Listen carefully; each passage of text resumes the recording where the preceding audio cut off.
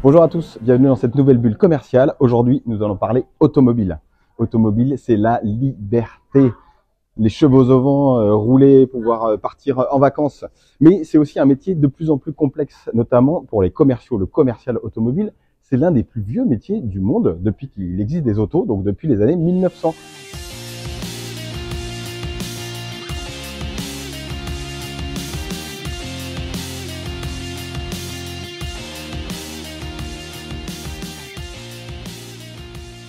Commercial dans l'automobile, c'est un métier qui n'arrête pas de changer. Alors, comment les ventes automobiles ont évolué? Est-ce que les perspectives de l'électrique et de l'arrêt du thermique changent les méthodes de vente? Comment les concessions se sont adaptées à ces nouveaux besoins consommateurs? Et aujourd'hui, comment font-ils quand le consommateur et le client connaissent mieux les voitures et les détails de l'automobile que le vendeur? Pour répondre à toutes ces questions, nous sommes accueillis aujourd'hui par Grégory Corbière chez BMW Pelleras à Toulouse. Bonjour Grégory. Bonjour. Merci beaucoup pour cet accueil. Alors, première question dans le monde de l'automobile, est-ce que les ventes automobiles se portent bien et quelles sont un peu les perspectives du marché? Les ventes se portent plutôt bien. On a un marché qui n'est pas aux périodes de Covid, mais qui a beaucoup évolué. On a fini cette année à peu près à 1 800 000 autos. D'habitude, c'est 2 millions, 2 millions 2. Donc, on est un petit peu en retard, mais globalement, on progresse. Ce marché évolue et se modifie. On a plus tendance à aller vers de l'électrique aujourd'hui parce qu'on est incentivé à aller vers de l'électrique pour des raisons environnementales, pour des raisons d'émissions de CO2, pour pas mal de raisons. Mais on garde toujours ces alternatives aujourd'hui de thermique, d'hybride et d'électrique. Et bientôt, on l'espère fortement, d'hydrogène.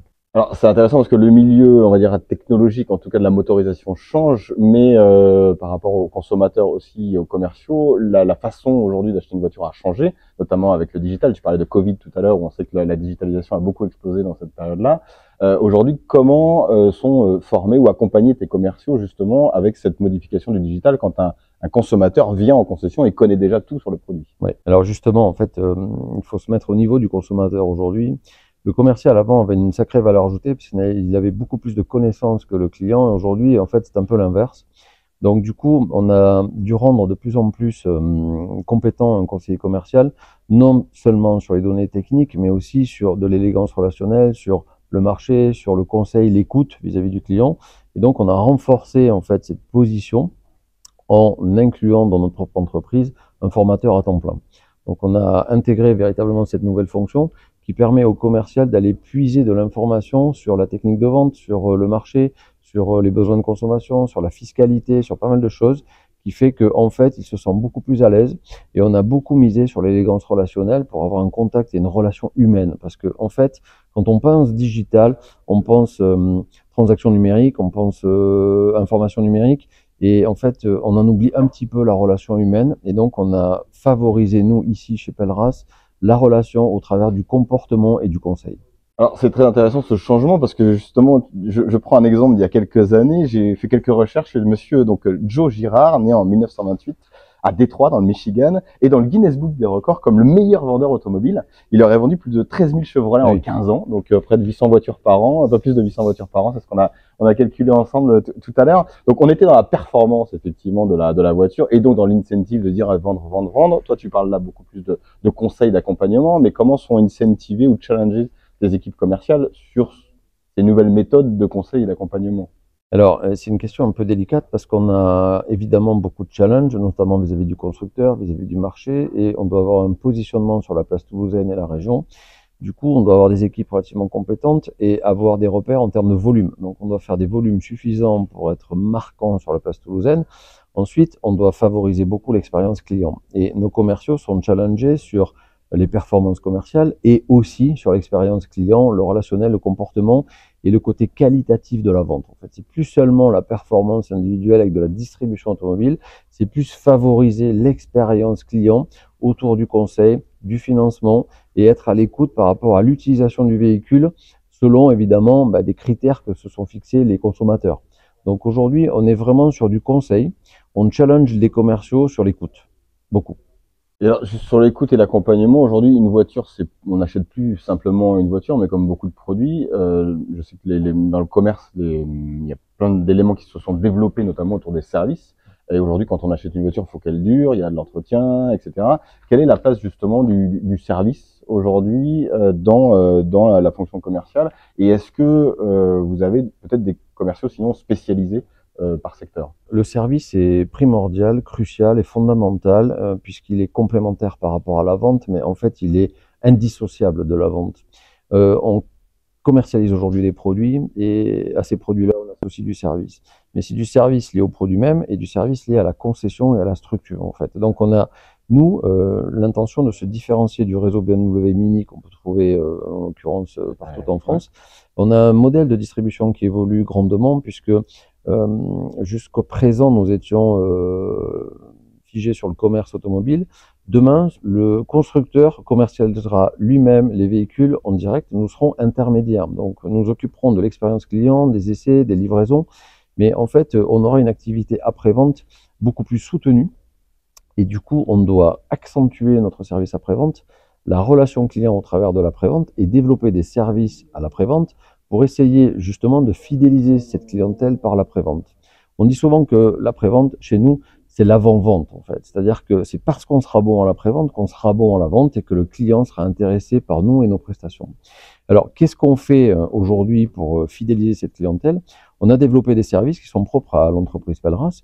On a par exemple un lien constant avec le client. C'est-à-dire qu'on a développé une application où le client notifie qu'il souhaite être rappelé dans les 2 minutes.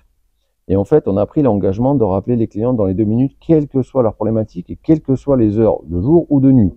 Donc en fait, ce lien, il permet non seulement au client de ne pas appeler la concession, mais d'être contacté à son initiative. Et en fait, on est contacté, donc on contacte le client, pardon, pour des raisons que lui décide. Soit il a crevé, il a un accident, il a une panne, soit il veut des informations sur son véhicule, soit il veut des informations sur un véhicule en question. Et ça, à toute heure de la journée ou de la nuit et de la semaine. Donc en fait, c'est ce lien permanent qui fait que ce service-là, il est vraiment capital aujourd'hui parce que vous pouvez réfléchir à un achat en semaine, vous pouvez réfléchir à un achat automobile pendant le week-end, en famille, etc. Et on doit être là malgré des heures d'ouverture. Donc c'est lié à la digitalisation, mais c'est lié à la disponibilité de l'entreprise auprès des consommateurs. Le deuxième point que je voudrais mettre en avant, c'est l'ouverture la nuit. On va ouvrir la nuit, chose qui est révolutionnaire dans le secteur automobile, puisque le client, à partir du 2e trimestre, chez Pelleras, pourra déposer son véhicule jusqu'à 19 h et le récupérer à partir de 7 h le matin, pour des révisions essentiellement. Donc en fait, on va créer pas mal d'emplois, puisqu'on va recruter 10 à 12 techniciens mécaniciens. On va réorganiser l'entreprise pour travailler la nuit et permettre aux clients d'avoir un service supplémentaire, puisque quand d'autres vont proposer 2 semaines, 3 semaines de délai de rendez-vous, etc., on sera à 2-3 jours. Donc on sera plus efficient, plus efficace et mieux implanté sur la région toulousaine en termes de services, et ce qui fera évidemment de la prospection relativement intelligente par rapport à des clients qui le sauront. C'est la première fois qu'on a une exclusivité comme ça d'une nouveauté de service dans la bulle commerciale. Merci beaucoup. Et c'est alors c'est un vrai service, c'est impressionnant. Donc ça, c'est très intéressant pour cette dernière question, parce que tu parles de recrutement, donc tu parles aussi de nouvelles méthodes de vente, de changement. Et c'est la dernière question, comment on recrute aujourd'hui? Quels sont les atouts ou quels est justement les nouveaux leviers de recrutement que vous pouvez avoir, que tu peux avoir aujourd'hui chez Pelleras? Parce qu'on recrute plus des commerciaux pour vendre des voitures, mais comme tu le dis bien, on recrute plusieurs métiers, on s'ouvre à plusieurs métiers, mais on recrute aussi des conseillers, donc des gens, des experts qui peuvent se former. Tout à fait. En fait, on recrute plus un commercial par rapport à son talent de technique de vente, on recrute un commercial par rapport à son savoir-être, son savoir-faire également, ses compétences, mais son ouverture d'esprit pour proposer justement des services après-vente. C'est avoir une culture automobile, avoir les mécanismes, on va dire, d'une concession automobile pour parler aux clients et dépasser le cadre de l'achat et de la vente, mais parler, on va dire, avec une vision 360 pour qu'ils puissent expliquer le marché, l'utilisation, les technologies, les alternatives énergétiques et faire en sorte que le client soit véritablement conseillé. Donc on demande à un commercial aujourd'hui ou à un conseiller commercial, et j'insiste sur le terme de conseiller, et c'est même un consultant automobile qui devrait être employé comme terme, pour que, en fait, cette valeur ajoutée, elle soit véritablement perçue par le client et qu'on puisse faire la différence par rapport à d'autres acteurs automobiles. Et BMW et Mini travaillent en ce sens-là. Pelleras avait travaillé aussi dans ce sens-là en incluant des profils un peu divers et variés.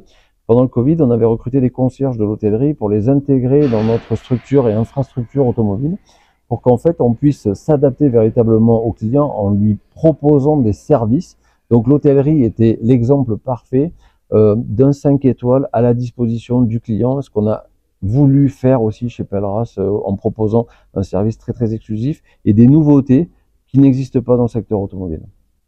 Merci beaucoup, Merci Grégory, à vous. pour cet entretien, cette interview sur ce métier de consultant donc, en automobile qui change complètement du métier de vendeur qu'on avait l'habitude d'avoir. Exactement. Merci bien. Merci bien, merci. Merci à tous d'avoir suivi cette bulle commerciale. Rendez-vous sur nos réseaux pour toutes les infos, DCF et BMW Pelleras. À bientôt.